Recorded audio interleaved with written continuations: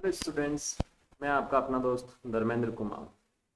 Line by line Hindi NCERT series अपन देख रहे थे और उसमें आज का जो टॉपिक होने जाएगा वो है सगर्भता, भ्रूणीय परिवर्धन, प्रसव और पुंगस्त्र।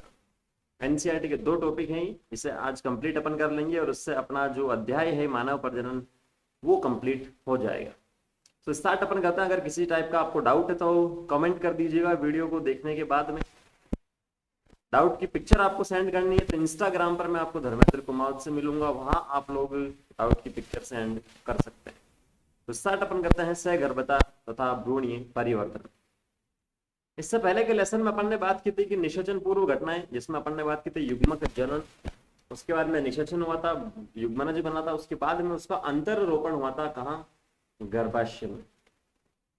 कहाँ हुआ था? गर्भाशय में उसका अंतर रोपण हुआ था। अंतरोपण होते समय अपन ने बात की थी कि दो प्रकार की कोशिकाएं होती है। बाहर वाली जो कोशिकाएं होती है उसे पोष कारक बोलते हैं, अंदर वाली जो कोशिकाएं होती है उसे अपन बोलते हैं अंतर कोशिका समूह। ठीक है, तो वो जो कोशिका है वही वहां पर क्या होती है? इम्प्लांट होती है। अब उसके बाद में क्या क्या चेंजेस आते हैं, कौन कौन सी स्ट्रक्चर बनती है, वो इस टॉपिक में अपन डिस्कस करेंगे। तो भ्रूण के अंतर रोपण के पश्चात ये अपन ने डिस्कस किया है, कोश कारक पर अंगुली जैसी संरचनाएं उभरती है। जैसे सपोज करो ये अपने पास गर्भाशय की कोई भी लेयर है और ये अपने पास क्या हो गया है, ये अपना है बाहर वाला पोष कारक और ये अपने अंदर वाला अंतर कोशिका समूह। तो ये जो पोष कारक है इस पर अंगुली नुमा संरचना स्टार्ट करती है बनना, और इस अंगुली नुमा संरचना को अपन बोलते हैं जरायु अंकुरक या कोरियोनिक विलाई। इंग्लिश में लिख रहा हूं, कोरियोनिक विलाई लिख लीजिएगा, पूछ लेगा नीट में कभी भी। ठीक है, कोरियोनिक विलाई। ये जरायु अंकुरक या कोरियोनिक विलाई गर्भाशय उत्तक और मात्र रक्त से आच्छादित हो जाता है। तो अब ये जो कोरियोनिक विलाई यहाँ पर बना है इसे क्या करेगा, पूरा जो गर्भाशय का जो उत्तक है वो इसे कवर कर लेगा, और साथ साथ में जो गर्भाशय जिस पार्ट से जुड़ कनेक्ट हो रहा है वो कौन सा है, वो है अंत्य गर्भाशय स्तर। और अंत्य गर्भाशय स्तर किससे बना होता है? रक्त वाहिकाओं से बना होता है। तो वही यहाँ पर लिखा है कि ये जो जरायु अंकुरक है गर्भाशय उत्तक और मात्र रक्त से आच्छादित हो जाता है, मतलब इसे कवर कर लेते हैं। जरायु अंकुरक और गर्भाशय उत्तक एक दूसरे के साथ अंतरा अंगुली युक्त या इंटरडिजिटेटेड हो जाते हैं, मतलब एक दूसरे के साथ में जुड़ जाते हैं। जैसे एक तरफ से ये आया गर्भाशय वाला और दूसरी तरफ से क्या आया, ये अपने पास जो पोष कारक वाला उत्तक किया है, तो ये एक दूसरे के साथ में जुड़ जाएंगे, फिक्स हो जाएंगे। जैसे सपोज करो ये गर्भाशय वाला, वापस से बताता हूँ, जो डिजिटेड लिखा ना यहाँ पर उसका मीनिंग मैं आपको बताता हूँ कुछ इस प्रकार से। उसका मीनिंग अंतरा अंतरा अंगुली युक्त जो लिखा है, जैसे एक प्रकार से ये एक हाथ की मेरी उंगलियां ये है और दूसरे हाथ की मेरी ये है, तो दूसरे हाथ की जो उंगलियां है इस पहले वाले माँ की क्या हो रही है, फिक्स हो रही है यहाँ पर, इसे अपन बोलते हैं अंतरा अंगुली युक्त। तो इस प्रकार से ये गर्भाशय की सतह है, यहाँ पर लेयर है, और दूसरे साइड में अपने पास क्या है, पोष कारक है यहाँ पर। तो इस प्रकार से फिक्स हो जाएंगे और मात्र शरीर के साथ एक संरचनात्मक और क्रियात्मक इकाई को गठित करते हैं, जिसे अपरा बोलते हैं। तो ये जो है जुड़ जाएंगे इस प्रकार से, तो एक स्पेसिफिक स्ट्रक्चर बन जाएगी, जिसे अपन क्या बोलते हैं, इस वाले रीजन में अपरा, या इंग्लिश में से अपन बोलते हैं प्लेसेंटा। क्लियर है? अपरा भ्रूण को ऑक्सीजन, अब अपरा का जो फंक्शन है वो भी तो क्या है इसके फंक्शन और क्या नहीं है वो डिस्कस करना जरूरी है कि बना ही क्यों अपरा। तो अपरा जो है भ्रूण को ऑक्सीजन तथा पोषण की आपूर्ति करता है, क्योंकि भ्रूण क्या है, अब जीवित जीव है, और जीवित जीव है तो उसको ऑक्सीजन की जरूरत पड़ेगी, इसको पोषण की जरूरत पड़ेगी, क्योंकि कोशिका से उत्तक, उत्तक से अंग और अंग से अंग तंत्र बनाएगा ये। और जो वेस्ट है, जैसे O2 अपन लेंगे तो क्या रिलीज करेंगे, CO2 रिलीज करेंगे। तो जो CO2 उसे बाहर निकालना हुआ, या जो उत्सर्जी पदार्थ है यूरिया वगैरह, उससे बाहर निकालने का काम भी कौन करता है, अपरा करता है। यह अपरा एक नाभि रज्जु या अम्बिलिकल कोर्ड द्वारा भ्रूण से जुड़ा होता है। तो भ्रूण पर एक छोटी सी स्ट्रक्चर यहाँ पर होती है, इसे अपन बोलते हैं नाभि रज्जु। ठीक है, जिसमें ब्लड वेसल्स होती है, वाहिकाएं भी होती है, और ये स्ट्रक्चर जो है ये अपने पास है अपरा। तो अपरा किससे जुड़ा होता है, नाभि रज्जु से, बच्चे से जुड़ा होता है, भ्रूण से जुड़ा होता है, जो भ्रूण तक सभी आवश्यक पदार्थों को अंदर लाने या बाहर ले जाने के कार्य में मदद करता है। अपरा जो है ये तो अपन ने बात कर दी कि साथ जो गैसेज है या जो वेस्ट है, जो पोषक कारक है, उसको ट्रांसफर करेगा। लेकिन उसके साथ साथ में एक इंपॉर्टेंट पॉइंट ये है कि अपरा यहाँ पर एक ग्रंथि के जैसे काम करता है, उत्तक के जैसे काम करता है, जैसे अपन बोलते हैं अंतःस्त्रावी उत्तक। अंतःस्त्रावी का मतलब ऐसे ग्रंथि या उत्तक जिसके अंदर जो डक्ट होती है, जो नलिकाएं होती है, वो अनुपस्थित होती है। क्या होती है? नलिकाएं होती ही नहीं है, मतलब इसके जो भी सीक्रेशन है सीधा ब्लड में रिलीज हो जाएगा।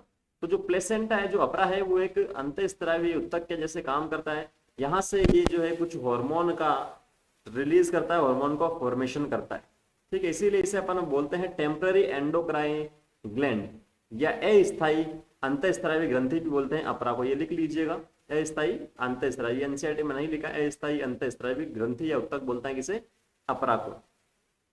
तो अपरा जो है अंतःस्रावी उत्तकों का भी कार्य करता है। अनेक हार्मोन जैसे मानव जरायु गोनेडोट्रोपिन जिसे बोलते हैं HCG, human chorionic gonadotropin bracket में लिखा है, मानव अपरा लैक्टोजन जिसे बोला है HPL, ईस्ट्रोजन बोला है, और लास्ट में क्या बोला है, प्रोजेस्टेरोन बोला है। ईस्ट्रोजन और प्रोजेस्टेरोन यहाँ पर हो जाएगा। ठीक है, उसके साथ साथ में ये तो अपन ने बात की कहाँ से रिलीज हो रहे हैं, ये अपरा से हो रहे हैं, लेकिन प्रेगनेंसी के समय ही बना है अपरा, तो इसीलिए अपन ने इसे बोला है अस्थायी। अगर प्रेगनेंसी वहां से खत्म हो जाएगी, प्रसव हो जाएगा, बच्चे का जन्म हो जाएगा, तो अपरा भी यहाँ से हट जाएगा। साथ साथ में जो अंडाशय है, प्रेगनेंसी के समय में अंडाशय से भी एक आध हार्मोन रिलीज होता है जिसे बोलते हैं रिलैक्सिन। हिंदी में भी यही बोलते हैं, क्या बोलते हैं, रिलैक्सिन। तो HCG हुआ, HPL हुआ, रिलैक्सिन हुआ, ये क्या है, केवल प्रेगनेंसी के टाइम में ही बनते हैं, इसके अलावा कभी भी नहीं बनते मादा के शरीर में, और मादा में ही बन रहे, पुरुष में तो नहीं बन रहे। बाकी ईस्ट्रोजन प्रोजेस्टेरोन प्रेगनेंसी के समय भी बन रहे हैं, लेकिन जो मेंस्ट्रुअल साइकिल है, आर्तव चक्र है, उस समय भी ये क्या होते हैं, बनते हैं। तो इसे अपन उस कैटेगरी में नहीं रख रहे हैं। ठीक है, और साथ साथ में एक और पॉइंट मैं आपको बताता हूं कि जो HCG लिखा है, इससे प्रेगनेंसी का इंडिकेटर भी अपन बोलते हैं कि कोई फीमेल प्रेग्नेंट है या नहीं है। ये पता करने के लिए HCG का टेस्ट अपन करते हैं, जो किट आता है ना मार्केट में, प्रेगा न्यूज वगैरह जैसे बहुत सारे आते हैं। तो उसके अंदर क्या होता है कि यूरिन का टेस्ट किया जाता है, और यूरिन में अगर HCG का अमाउंट ज्यादा है या HCG प्रेजेंट है वहां पर, तो उसका मतलब समझा जाता है कि जो फीमेल है वो क्या है, प्रेग्नेंट है यहाँ पर। ठीक है, अन्यथा नहीं है। ये एनसीईआरटी में नहीं लिखा, लिख लीजिएगा। साथ साथ में क्या लिखा है, सहगर्भता के उत्तरार्ध की अवधि में अंडाशय द्वारा रिलैक्सिन नामक एक हार्मोन भी स्रावित किया जाता है। हमें ये याद रखना चाहिए कि HCG, HPL और रिलैक्सिन केवल सहगर्भता की स्थिति में ही उत्पादित होते हैं, ये बता दिया मैंने आपको।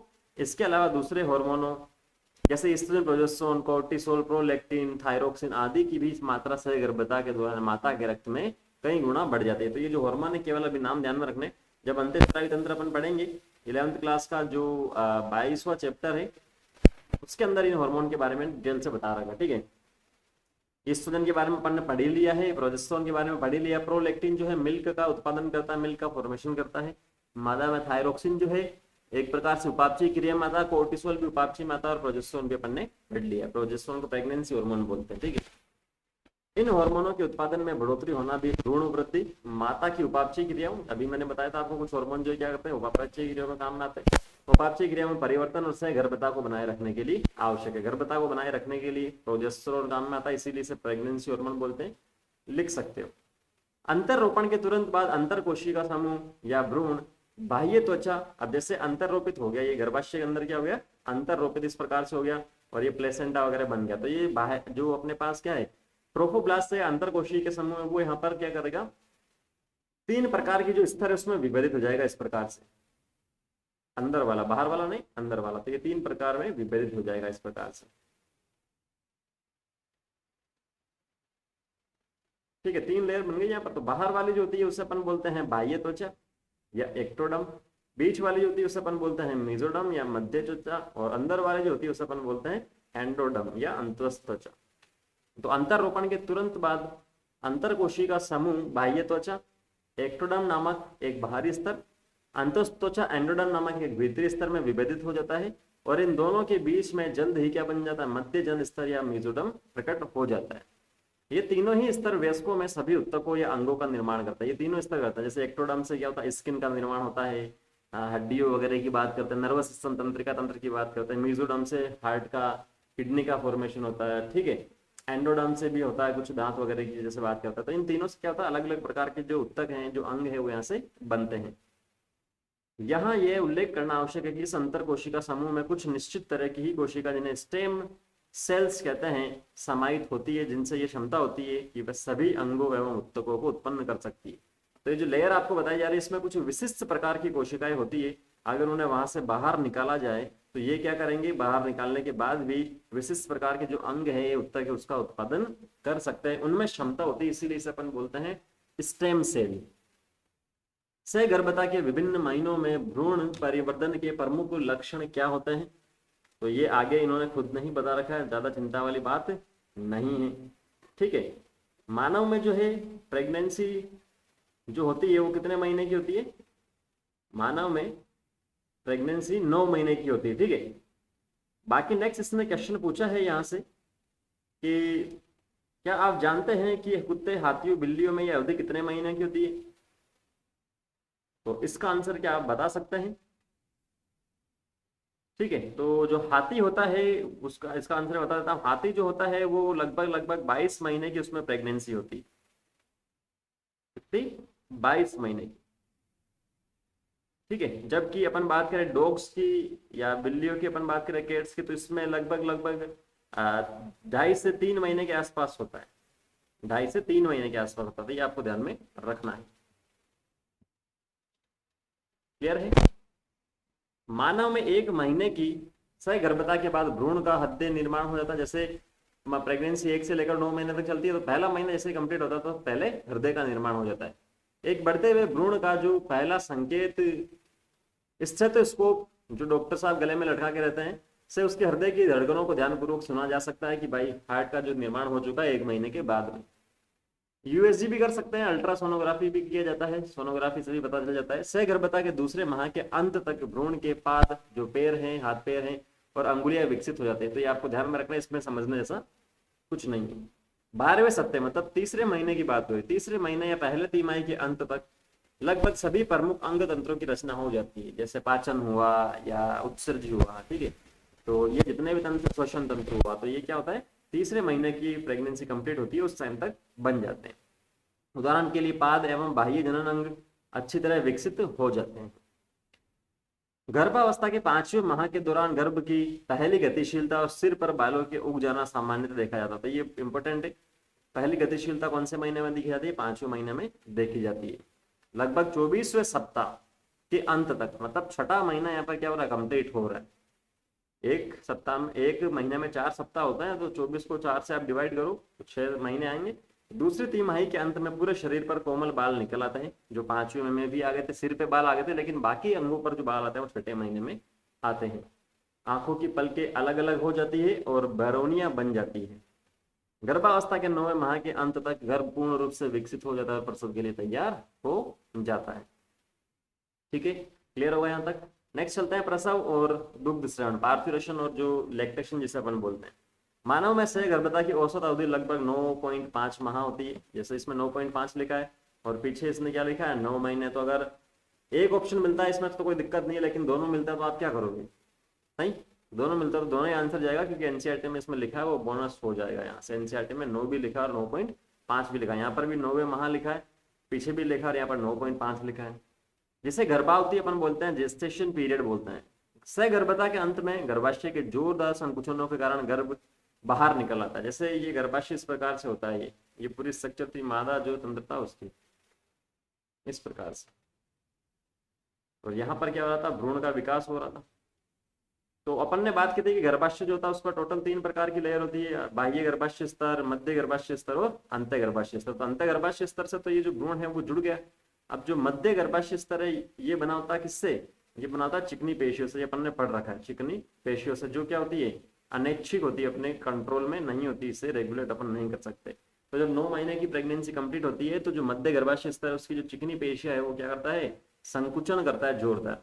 जिससे क्या होता है, जब यहाँ से इसको इस बच्चे पर चारों तरफ से फोर्स लगेगा तो ये बच्चा यहाँ से नीचे से जो योनि द्वार है यहाँ से बाहर निकल जाएगा।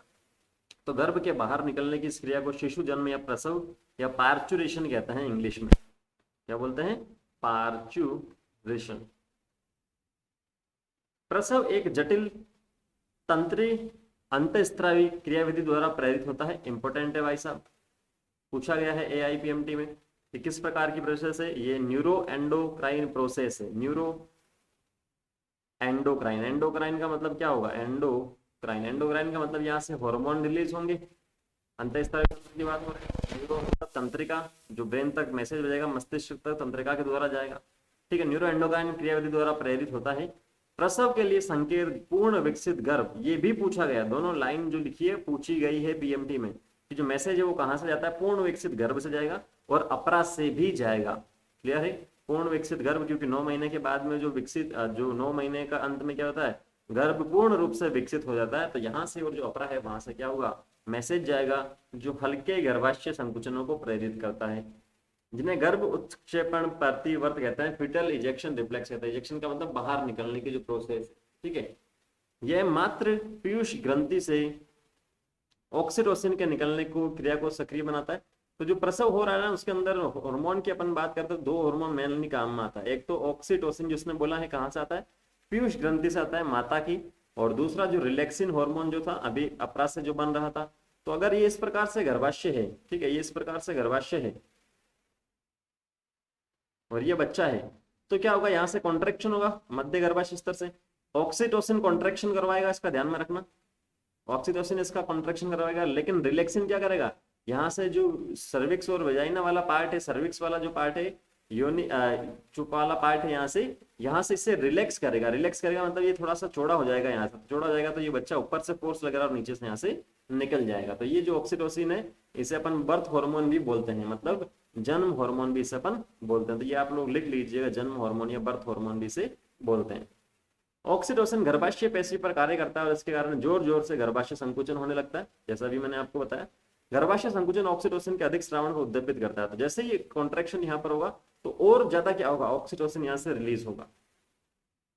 गर्भाशय संकुचनों तथा ऑक्सीटोसिन स्राव के बीच लगातार उद्दीपक प्रतिवर्त के कारण ये संकुचन तीव्र से तीव्र तक होता जाता है। तो बार बार जितना रिलीज होगा, जितना कॉन्ट्रैक्शन होगा, उतना ही क्या होगा, ऑक्सीटोसिन रिलीज होगा, फिर संकुचन बढ़ेगा, फिर ऑक्सीटोसिन रिलीज होगा। तो ये जो प्रोसेस है वो फास्ट होती रहेगी, तीव्रतर होती रहेगी।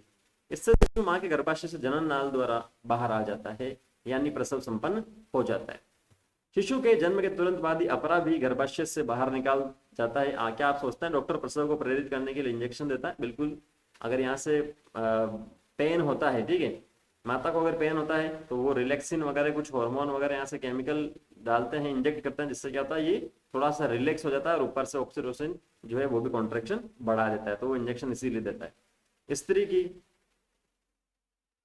स्तन ग्रंथियों में सहगर्भता के दौरान कई प्रकार के बदलाव आते हैं और सहगर्भता के अंत तक इनसे दूध उत्पन्न होने लग जाता है। तो प्रेगनेंसी के टाइम में क्या होता है, 9 महीने की प्रेगनेंसी में जो ब्रेस्ट है, जो स्तन ग्रंथि है, वो क्या होती है, उसका साइज बढ़ने लग जाती है। जो एलुलाई कुपिका की अपन ने बात की थी, वहां पर एक हार्मोन काम करना स्टार्ट हो जाता है जिसे बोलते हैं प्रोलैक्टिन। अभी पहले ही मैंने आपको बताया था, प्रोलैक्टिन को बोलते हैं मिल्क हार्मोन, ठीक है। मिल्क हार्मोन ये क्या करता है, माँ की जो ब्रेस्ट है उसमें मिल्क के प्रोडक्शन को स्टिमुलेट करता है, तो प्रोलैक्टिन काम करना स्टार्ट कर देता है। तो इस प्रक्रिया को बोलते हैं दुग्ध स्रावन या लैक्टेशन। ये माँ को अपने नवजात शिशु को आहार पूर्ति कराने में मदद देता है। तो ठीक है, स्टार्टिंग के जो 1 साल या 10 से 12 महीने जो होते हैं उसमें माँ का दूध ही दिया जाता है बच्चे को, तो सही रहता है। दुग्ध स्रावन के आरंभिक कुछ दिनों तक जो दूध निकलता है उसे प्रथम स्तन्य खीस या कोलेस्ट्रॉम कहते हैं। तो प्रथम कुछ दिनों तक जो 4 या 5 दिन तक जो दूध निकलता है येलो कलर का, उसे अपन बोलते हैं कोलेस्ट्रॉम, और बहुत ज्यादा जरूरी होता है ये बच्चे की ग्रोथ में, ठीक है। प्रतिरक्षा तंत्र को मजबूत करता है, जिसमें कई प्रकार के प्रतिरक्षी एंटीबॉडी तत्व समाहित होते हैं जो नवजात शिशु में प्रतिरोधी क्षमता उत्पन्न करने के लिए परम आवश्यक होते हैं। एक स्वस्थ शिशु की वृद्धि एवं विकास के लिए प्रसव के बाद आरंभ के कुछ माह तक शिशु को स्तनपान कराने की सलाह डॉक्टर देते हैं और बिल्कुल सही देते हैं। क्लियर होगा यहाँ तक? तो ये टॉपिक भी यहाँ पर क्या होता है, कंप्लीट होता है। उम्मीद मैं करता हूँ आपने इसे देखा है पूरा। आप सीरियस हैं तो आप सेलेक्ट हो पाएंगे, अगर नहीं है सीरियस, एक दिन देखा दूसरे दिन नहीं देखा, तो फिर कैसे होगा सिलेक्शन, ठीक है। तो टॉपिक कंप्लीट यहाँ पर अपना हो जाता है। अब नेक्स्ट में अपन स्टार्ट करेंगे, नेक्स्ट जो चैप्टर है मानव स्वास्थ्य वाला, मानव जनन स्वास्थ्य जो है, ह्यूमन हेल्थ एंड डिजीज इसे अपन बोलते हैं इंग्लिश में, वो स्टार्ट अपन करेंगे कल से ही। और आप एनसीईआरटी पढ़ते रहिए, किसी प्रकार का डाउट है तो पूछिए, क्योंकि बाकी बच्चे पढ़ रहे हैं, ऐसा नहीं है कि वो नहीं पढ़ रहे, और वो आपसे ज़्यादा पढ़ रहा है हो सकता है। तो आप भी मेहनत करते रहिए, कोई डाउट हो तो पूछते रहिए। मिलते हैं नेक्स्ट सेशन में बहुत जल्द। Thank you, all the very best.